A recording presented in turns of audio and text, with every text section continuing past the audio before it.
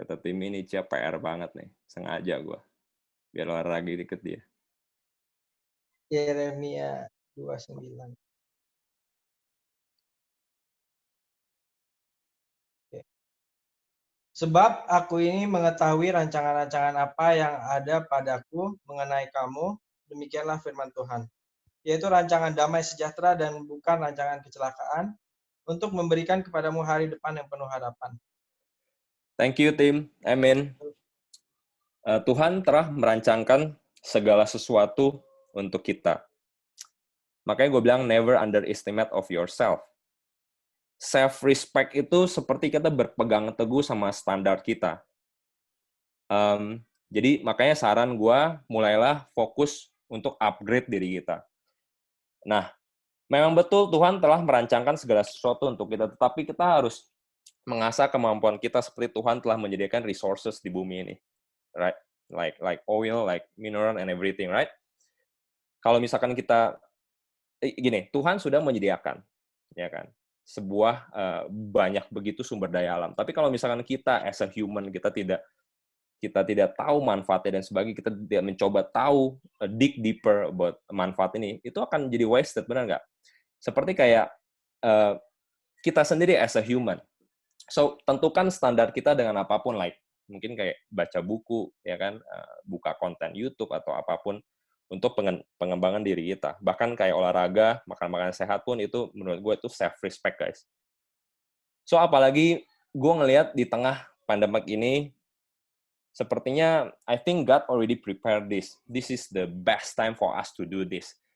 Banyak banget waktu kita untuk merenung dan explore lebih jauh lagi tentang diri kita, guys. Nah, so, apalagi kita tuh semua tuh yang benar-benar sekarang lagi bisa dibilang tuh kebanyakan work from home ya. Cuman walaupun beberapa berita udah mulai aktif, tapi dari message yang gue mau sampaikan di sini adalah kebiasaan-kebiasaan buruk yang lama mungkin dulu tidak ada yang peduli, tapi sekarang sudah ada pasangan kita yang melihat. So because of that kita masuk ke poin nomor 2. Self upgrade. Self upgrade. So di point number 2 ini self upgrade, gue divide ke beberapa poin. Ya, the first point adalah improve ourselves. Like I mentioned before, Tuhan telah menyiapkan begitu banyak resources buat kita, tapi kita tidak aktif memanfaatkan resourcesnya, itu is gonna be wasted. Seperti ayat di Kejadian 1, ayat 27 sampai 30. Ya mungkin ini gue bacain aja biar cepat. Maka Allah menciptakan manusia itu menurut gambarnya. Menurut gambar Allah diciptakan dia, laki-laki dan perempuan diciptakannya mereka. Allah memberkati mereka, lalu Allah berfirman kepada mereka, beranak cuculah dan bertambah banyaklah, penuhi bumi dan taklukkan itu, berkuasalah atas ikan-ikan di laut dan burung-burung di udara, dan atas segala binatang yang merayap di bumi. Berfirmanlah Allah, lihat, aku memberikan kepadamu segala tumbuh-tumbuhan yang berbiji di seluruh bumi, dan segala pohon-pohonan yang buahnya berbiji, itulah akan menjadi makananmu. Tetapi kepada segala binatang di bumi dan segala burung di udara dan segala yang merayap di bumi yang bernyawa kuberikan segala tumbuh-tumbuhan hijau menjadi makanannya. Dan jadilah demikian. Nah, dari ayat ini, Tuhan telah memberikan kuasa kepada kita untuk menaklukkan bumi ini. Berkuasa di atas ikan-ikan di laut, ya kan, burung-burung di udara, segala binatang yang merayap di bumi. Tuhan juga udah memberikan kita segala buah-buahan buat dimakan, tumbuh-tumbuhan hijau buat juga burung-burung. Nah, sekarang pertanyaannya, apakah dengan kita melihat buah itu aja terus itu bisa mengenyangkan perut kita? Kan nggak mungkin, benar nggak? Like kita tuh diberikan satu talenta, kemampuan buat bisa berpikir bagaimana kita bisa meraih buah itu supaya kita bisa makan tanpa kita harus punya sayap, benar nggak? Sama seperti burung. Burung diberikan sayapnya untuk bisa terbang dan memakan tumbuh-tumbuhan hijau yang diceritakan di sini. Nah, Tuhan telah memberikan sayap, tapi kalau misalkan tidak digunakan sayap dan tidak dilatih, kalau misalnya kita tahu, ya kebetulan gue suka nonton Nat Geo Wild, betapa burung itu ketika mereka mau terbang, mereka tuh benar-benar latihannya luar biasa, jatuh bangun berkali-kali, ya kan? Karena mereka ingin melatih talenta mereka, which is itu udah terbang, untuk bisa makan. Nah, apakah kita mau seperti kayak burung beo, yang cuma bisa berkoar-koar di kandang, tapi nggak bisa terbang?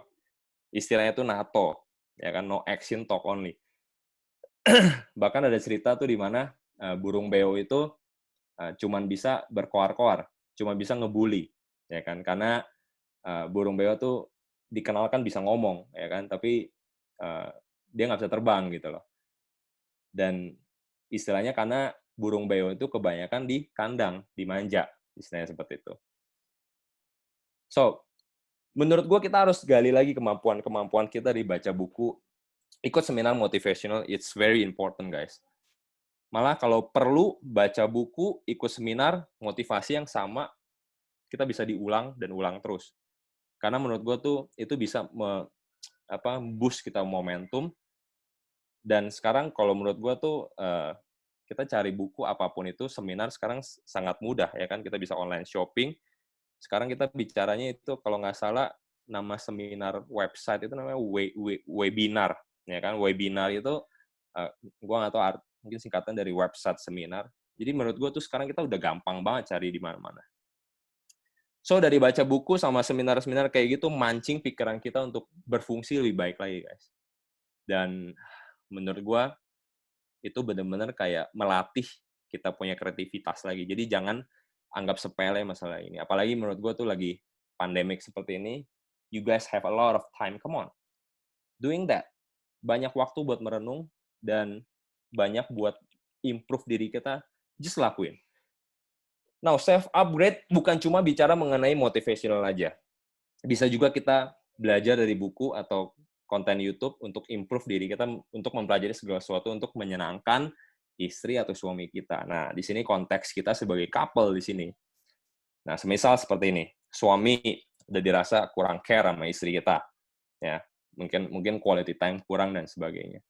Bisa aja kan suami kan belajar dari lihat-lihat konten atau lihat something lah untuk kita tuh bisa berkreasi untuk ya buat gue sih itu sesuatu yang kadang-kadang gue kayak diingetin terus sama Mary ya. Maksudnya dulu gue pernah diingetin, kan kamu tuh kalau misalkan kasih bunga tuh jangan kayak gitu-gitu aja ya kan. Coba dong kamu ngelihat itu banyak banget tuh yang kreatif kasih bunga gitu kan. Di box apa segala. Ya, cuman gue dikasih sama bini gue akhirnya gue belajar. Nah, jadi sama juga dengan istri, ya kan. Istri mungkin biasanya nggak pernah masak, ya kan. Nggak ada salahnya untuk coba belajar masak untuk menyenangkan suami, ya. Like my gorgeous wife, ya kan. Tapi I tell you, kalau misalkan memang suami kalian nggak suka kalian masak, ya udah jangan masak ya. Kalian bisa komunikasikan. Again, komunikasi itu penting. Nah, kemarin gue sempat sepintas ngeliat IG, ya gue ngeliat IG-nya Makar sepintas, terus gue bilang sama Mary, loh, kok Makar kontennya udah banyak masakan ya sekarang ya? Bilang sama Mary. Terus Mary bilang, oh iya, memang lately dia banyak post makanan sekarang. Oh, sekalian gue sindir Will Ghost tuh, udah ada saingan dia. So, memang benar ternyata people selalu akan upgrade diri mereka seiring dengan waktu. Sampai sejauh ini make sense, guys? So, nah, poin kedua dari contoh self-upgrade apalagi adalah diction, gaya bicara kita. Nah, ini dia. Gue kasih contoh seperti ini. Ya. Si istri sudah terbiasa selama berpuluh-puluh tahun ngobrol di rumah dengan suara yang sopran. Ya. Kalau yang ngomong tuh kayak nyanyi seriosa. Ya kan? Nah, sedangkan suami, suaranya alto. Ya kan? Bener nggak sih suara alto tuh yang rada ngebas-ngebas gitu? Gue nggak tahu bener nggak. Cuman kayaknya seingat gue sih seperti itu. Nah, cuman gue nggak bilang, gue nggak menyindir istri di sini ya, tapi gue bicara tuh konteksnya adalah pasangan, ya artinya antara suami atau istri lah, ya. Nah, kalau si istri kebetulan suara sopran, kalau ngomong tuh kayak, itu apa sih kayak kolor di kantung sembarangan, gitu kan. Sedangkan atau seperti ini, atau seperti ini, suami yang suara alto seperti ini, dia cuma nanya sama istrinya dengan suara alto ya, istriku, kamu lihat gak kolor aku disimpan di mana? Terus istri menjawab, itu di sebelah kanan kamu, sayang. Terus si suami menoleh ke kiri. Iya. Terus istri langsung naik darah. Kalau nyari warung tuh, kuping sama mata dipakai, karena gimana ya kan? Ya, itu akan memicu keributan, guys. Benar nggak? Jadi bayangin si suami dengan terbiasa dengan suara yang alto, yang sangat tenang dan sebagainya, ya kan? Tiba-tiba ditembak-tembak dengan suara sopran seperti itu. Gua rasa bukan karena suaminya bodoh, ya kan? Mungkin karena gaya bicaranya gitu loh. Karena mungkin si suami itu tidak terbiasa, ya kan? Nah, oke. Kita masuk ke poin ketiga. Contoh self-upgrade apa lagi? Learning to be a good listener. Nah, seperti apa yang sudah kita pernah dengar sharing dari Chris sama Jenny, hearing with faith. Ya kan, kalau nggak salah itu judulnya. Awesome sharing from you guys. Strong reminder for us. So, learn how to be a good listener. Cuma gue mau ingetin bahwa menjadi seorang pendengar yang baik itu adalah ilmu yang sangat jitu untuk menaklukkan lawan bicara kita, guys. Trust me.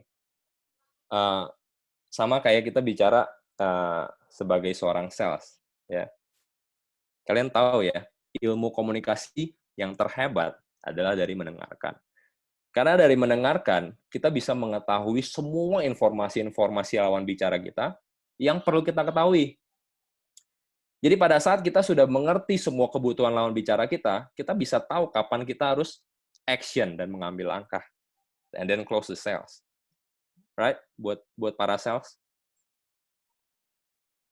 Oke, alright. I'm not gonna talk about learning to be a good listener terlalu panjang di sini, karena gue yakin di sini semua udah pada belajar ya mengenai how to be a good listener.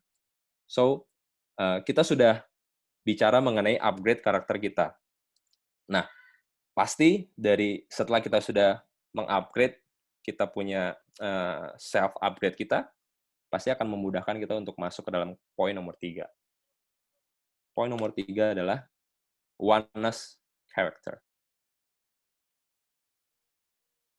Alright, oneness character.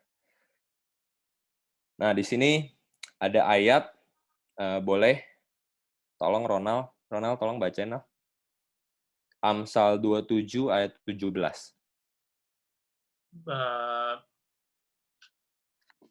Besi menajamkan besi, orang menajamkan sesamanya. Oke, so simple. Dan jujur, ada berapa kali gue singgung ayat ini pada saat gue sharing.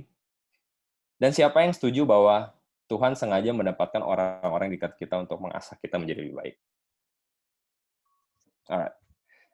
So, menurut gue ini ayat so simple, but the meaning benar-benar menurut gue sangat luas. So, hati-hati ya kalian dalam menjawab ini tadi. Nah, gini, besi menajamkan besi, orang menajamkan sesama. Bahkan yang gue pelajarin waktu dulu gue sempat ambil sertifikasi mengenai corrosion engineer, besi itu bahkan kalau ditempel, ya, dan tidak ada aktivitas, hanya ditempel aja, ya, itu akan karatan. Kenapa? Karena ada reaksi di sana. Ada O2 dan anoda katoda dan sebagainya, ada elektrokimia dan sebagainya yang membuat ada yang dikorbankan. Makanya terjadi karat di sana. Makanya besi itu harus ada gesekan. Ya, contoh yang paling mudah itu kayak rem disc lah. Rem disc itu kan kalau misalkan nggak dipakai, kalian akan lihat itu mobil rem disc-nya akan karatan. Benar nggak? Tapi begitu dipakai, karatnya akan hilang. Nah, maksud gue tuh bukannya kita harus sesama manusia tuh harus bergesekan terus secara fisik ya.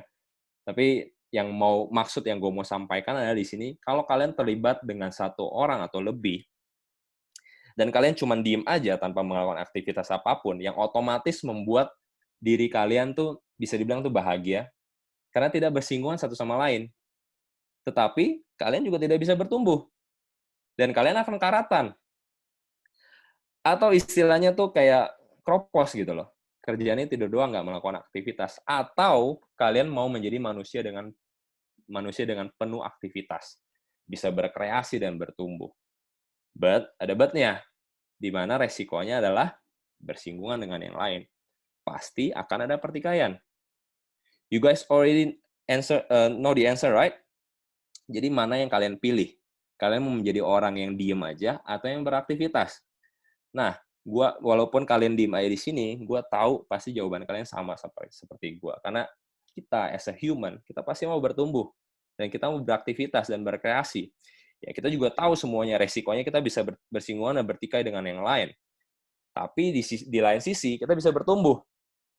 Makanya kita harus belajar yang namanya mengenal karakter orang lain juga. Di dalam konteks ini, karena kita adalah couple, ya berarti kita harus membahas mengenai mengenal karakter dari pasangan kita lebih dalam lagi. So, jangan kalian pikir karakter yang sudah dibangun berpuluh-puluh tahun bisa begitu blend mudah dengan kalian, di mana tuh kalian tuh baru married, I don't know how many years, gitu loh. Gue kasih contoh seperti ini. Masyarakat rakyat Indonesia. Berapa lama menurut kalian benar-benar sampai mengenal dan menerima yang namanya online shopping? Merubah dari konvensional shopping menuju ke online shopping. Kalau ada yang mau jawab, boleh di-unmute. Berapa lama? Ada yang mau jawab? How many years? Kata Kevin 10 tahun.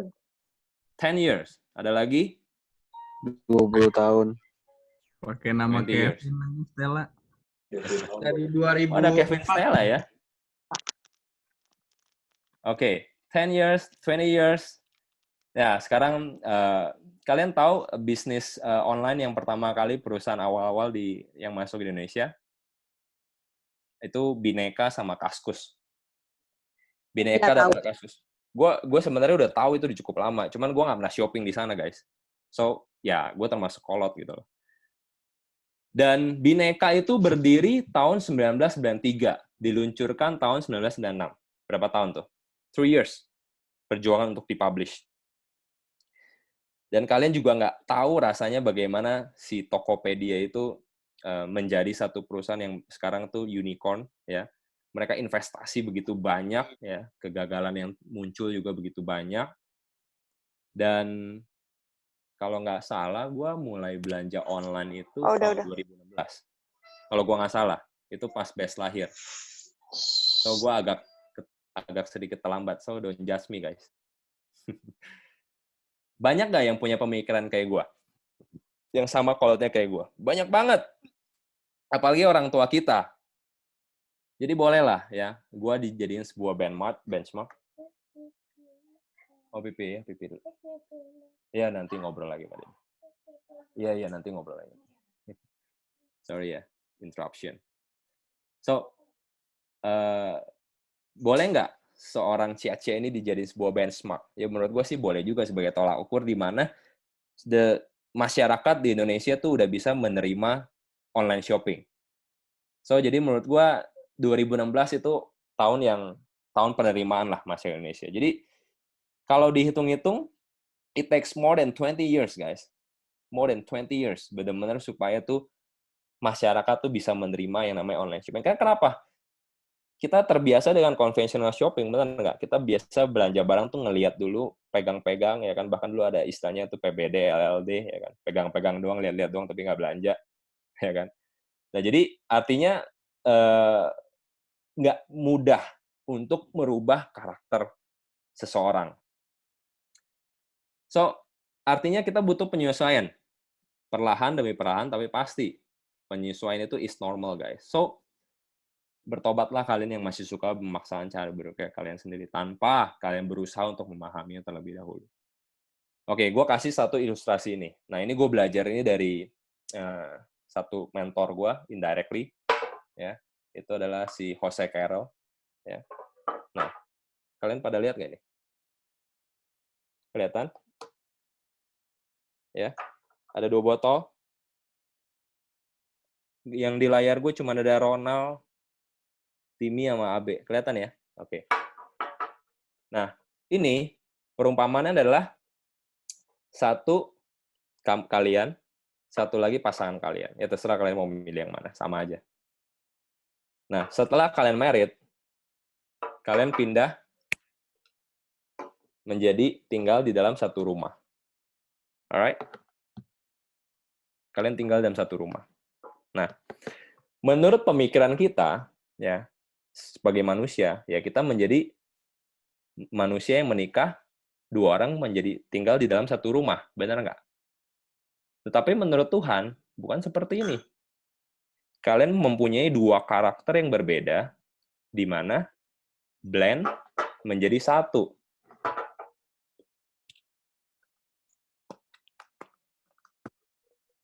Oneness. So, your character put to another bottle, right? And spouse kalian menjadi satu, oneness, yang tinggal di dalam satu rumah. Ada amin di sini. So, perumpamaan ini yang dimaksud adalah kita have to blend our character, memahami satu sama lain. Bukan berpikir bahwa 2 karakter di dalam satu rumah, tetapi 2 karakter menjadi satu di dalam satu rumah. Jadi, menurut gua, perjuangan ini memang perlu dilakukan berdua. So, I think this perumpamaan ini menurut gua tuh benar-benar penting. Dan perjuangan ini tuh nggak mudah, nggak gampang. Ya. You guys have to earn it. Jangan memaksakan pikiran dan kehendak sendiri. Don't be selfish, guys, dengan gaya pemikiran kita sendiri. Yang self-center, maunya dimengerti, karakter yang seperti itu tuh tentu nggak akan menyenangkan Tuhan. Agree? So, kita bicara seperti perumpamaan sayap. Gue pernah bawa perumpamaan ini juga waktu dulu. Sayap ada 2 untuk burung bisa terbang, right? Kalau misalkan cuma 1, ya kan, itu akan bisa terbang, tapi akan put much more effort.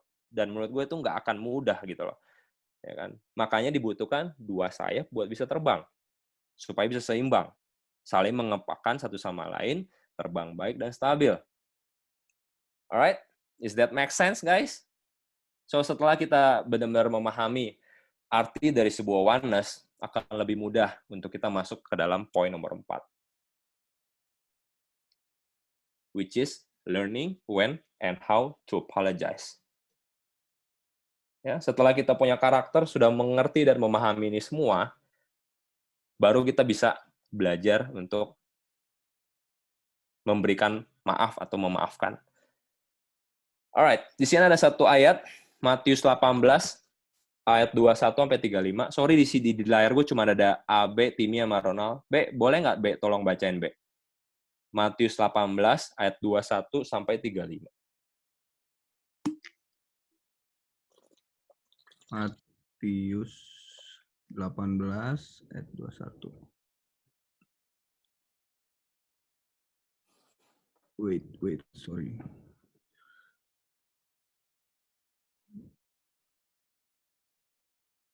TB. Matius 18 ayat 21 sampai 35. Kemudian datanglah Petrus dan berkata kepada Yesus, "Tuhan, sampai berapa kali aku harus mengampuni saudaraku jika ia berbuat dosa terhadap aku? Sampai 7 kali?" Yesus berkata kepadanya, "Bukan, aku berkata kepadamu, bukan sampai 7 kali, melainkan sampai 70 kali 7 kali. Sampai 70 kali 7 kali. Sebab hal kerajaan sorga seumpama seorang raja yang hendak mengadakan perhitungan dengan hamba-hambanya.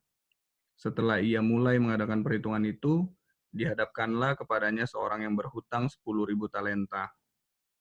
Tetapi karena orang itu tidak mampu melunaskan hutangnya, raja itu memerintahkan supaya ia dijual beserta anak istrinya dan segala miliknya untuk pembayar hutangnya. Maka sujudlah hamba itu menyembah dia, katanya, 'Sabarlah dahulu, segala hutangku akan kulunaskan.' Lalu tergeraklah hati raja itu oleh belas kasihan akan hamba itu, sehingga ia membebaskannya dan menghapuskan hutangnya."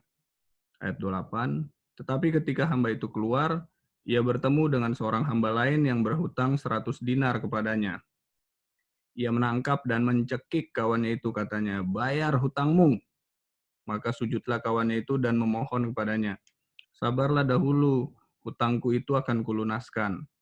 Tetapi ia menolak dan menyerahkan kawannya itu ke dalam penjara sampai dilunaskannya hutangnya. Ayat 31. Melihat itu, kawan-kawannya yang lain sangat sedih lalu menyampaikan segala yang terjadi kepada tuan mereka. Raja itu menyuruh memanggil orang itu dan berkata kepadanya, "Hai hamba yang jahat, seluruh hutangmu telah kuhapuskan karena engkau memohonkannya kepadaku.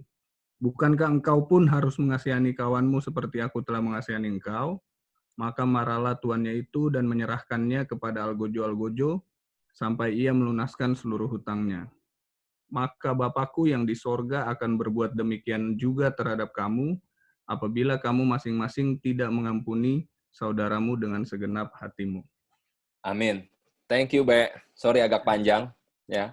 It's okay, Karena dari ayat ini gue nggak bisa kasih tuh sepenggal-sepenggal, karena ini dalam satu kesatuan. Nah, kita kupas satu persatu dari ayat ini. Yang diumpamakan Yesus sendiri. Ada sebuah hamba berhutang 1.000 talenta kepada raja. Kemudian orang itu diadili sampai mau dijual beserta anak dan istrinya. Tetapi hamba ini memohon belas kasihan sehingga raja tersebut memaafkannya dan memberikan waktu lebih lagi. Nah, di lain waktu, ada kawan dari hamba ini yang berhutang kepadanya dan tidak dimaafkan, malah dijebloskan ke penjara. Padahal kawannya sudah memohon belas kasihan seperti yang dilakukan dia kepada raja. Ini sepertinya perumpamaan seperti ini. Gue utang sama Timmy, ya kan. Timmy bilang, gue mohon ya sama Timmy. Tim, tolong dong lu jangan, lu kasih gue waktu lagi lah, jangan hukum gue. Akhirnya Timmy bilang, oke, Cia, gue kasih lu waktu lagi deh sebulan. Ya kan. Abis itu, pas gue udah kelar ngobrol sama Timmy, gue datang ke Ronald. Nal, sini utang gue dong, gile lu. Gue utang nih sama orang nih, bayar, gitu kan. Akhirnya si Ronald juga sebenarnya minta waktu. Ronald mohon waktu juga, Cia, tolong dong, gue masih butuh waktu dan sebagainya. Tapi Ronald nggak dikasih waktu sama gue, dan gue nggak maafkan. Akhirnya gue jeblosin si Ronald ke penjara. Nah, gara-gara itu, akhirnya Timmy yang tadinya maafin gue, kasih gue waktu, akhirnya dia panggil Ambon-Ambon buat ngebukin gue, buat proses ini semua, gitu loh. Ya kan? So, jadi artinya perumpamaan ini adalah Yesus sendiri yang berkata bahwa di ayat 35, maka Bapakku yang di sorga akan berbuat demikian juga terhadap kamu, apabila kamu masing-masing tidak mengampuni saudaramu dengan segenap hati. Artinya, kalau kalian tidak memaafkan orang lain, atau memaafkan pasangan kalian, atau apapun, ya, kalian juga nggak akan diampuni sama Bapa kita.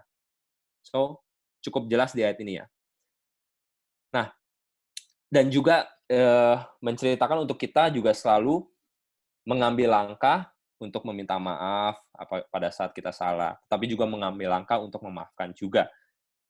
Kalau you guys masih berpikir kalian selalu benar, nggak pernah salah, kalian bisa belajar dari cerita bagaimana Yesus menghadapi kejadian Maria Magdalena, seorang pezina saat itu, dan diadili orang-orang yang sok suci.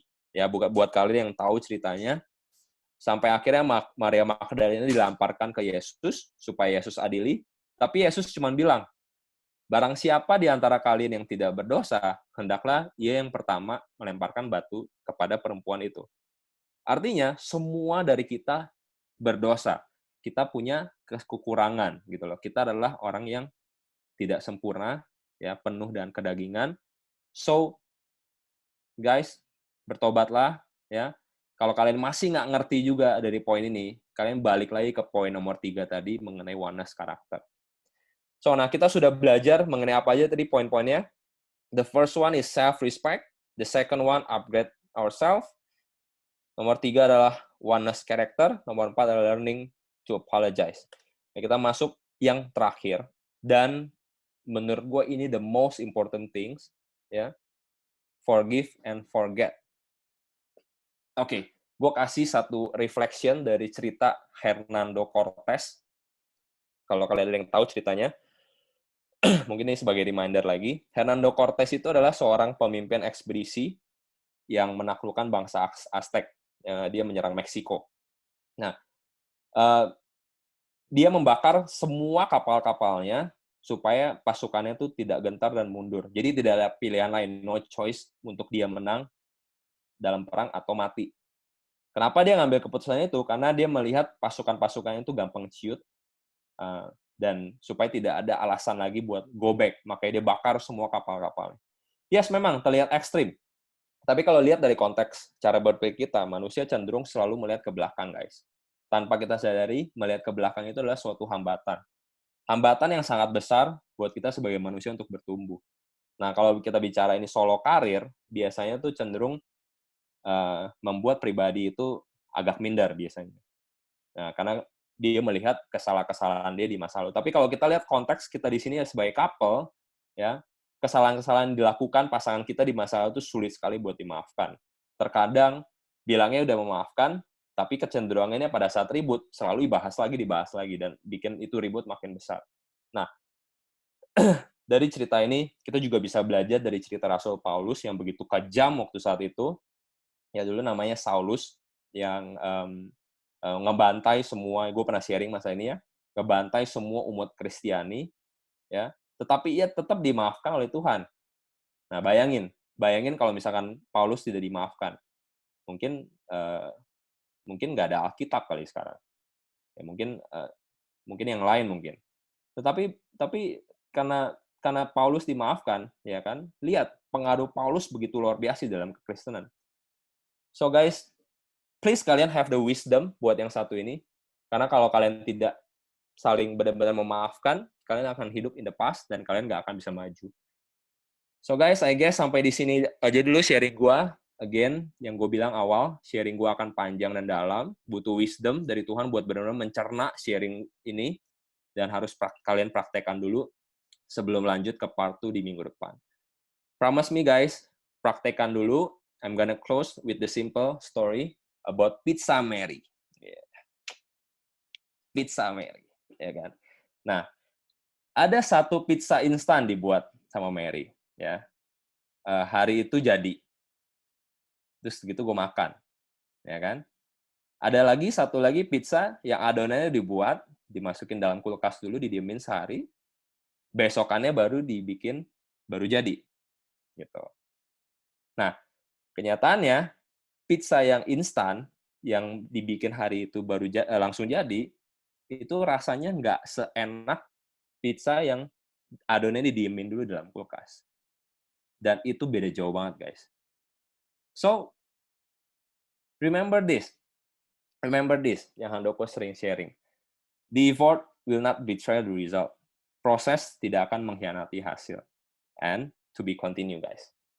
So, I'll see you next week. Thank you.